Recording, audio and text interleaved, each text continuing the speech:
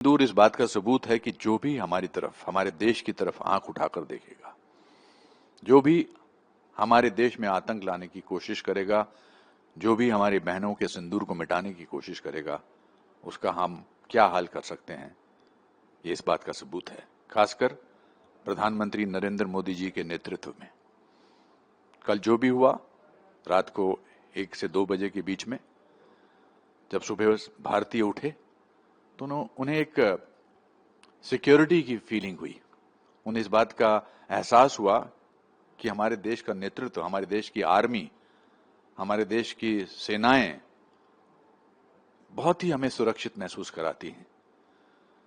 फिर उससे बड़ी बात जो थी, जो इसका डिस्क्रिप्शन दिया गया, इसका डिस्क्रिप्शन 2 महिलाओं ने दिया, महिलाओं ऑफिसर्स ने, कर्नल सोफिया कुरैशी ने और विंग कमांडर व्योमिका सिंह ने।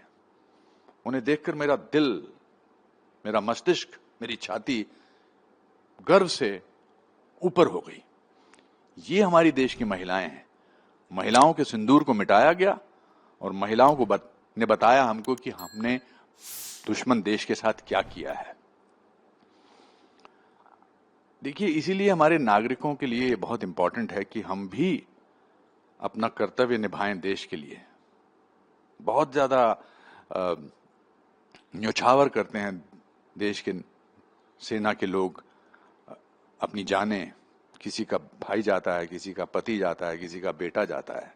इसलिए हमारा भी कर्तव्य है कि हम भी अब जहां भी कहीं सेना के किसी भी जवान को देखें, उन्हें सल्यूट करें, उन्हें गले लगाएं अगर ऐसे हालात हैं, और इस बात का एहसास दिलाएं कि thank you so much, thank you कि आपने हमें ऐसा महसूस कराया।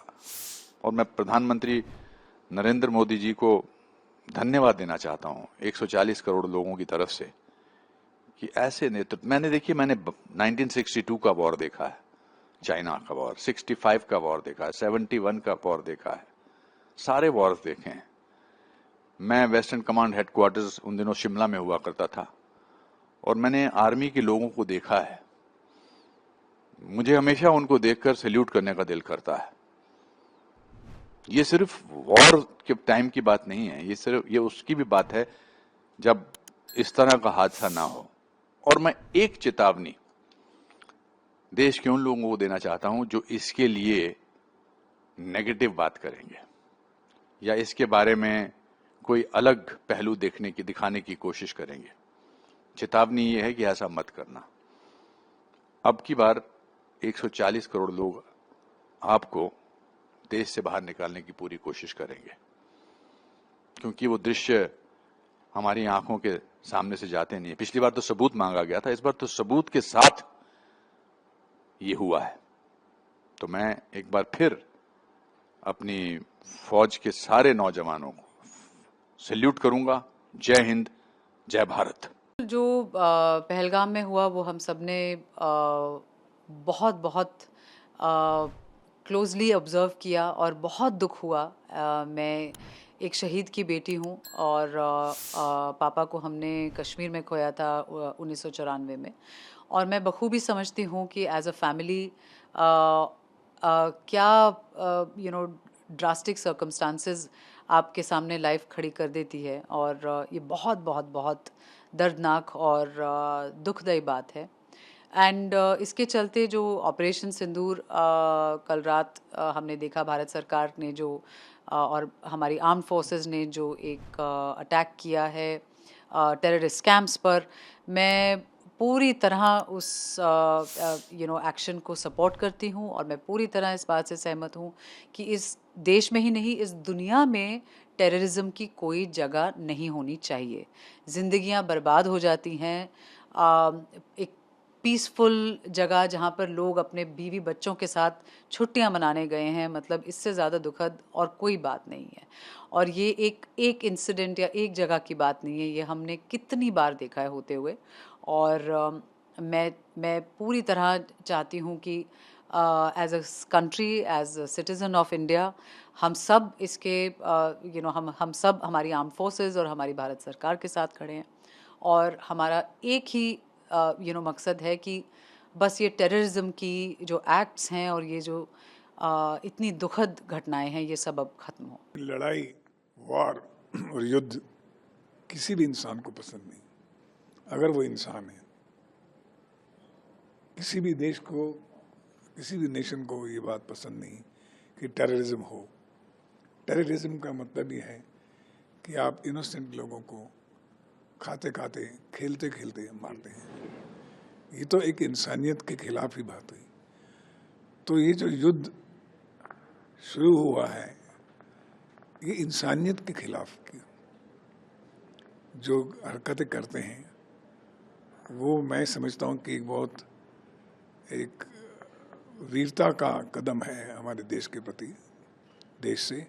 और हम लोग फक्र फील करते हैं अपनी सरकार को और अपने प्राइम मिनिस्टर को कि उन्होंने इसका जवाब दिया है, और आगे भी जवाब देना पड़ेगा तो देंगे, क्योंकि दिल से सभी लोग जानते हैं, वो लोग भी जानते हैं कि हमने इनोसेंट को मारा है।